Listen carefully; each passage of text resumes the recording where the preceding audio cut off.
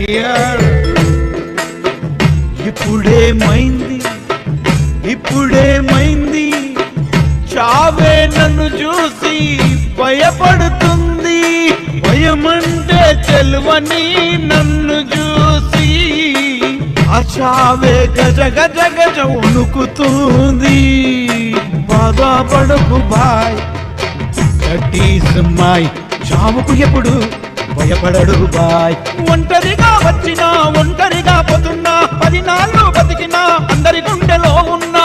ఏమైతదిప్పుడు డప్పుల సప్పుడు, బతికున్నప్పుడు ఆడలేదా అప్పుడు. Don't fear my here. Ram Nagar కు తీరింది రుణం బ్రదర్.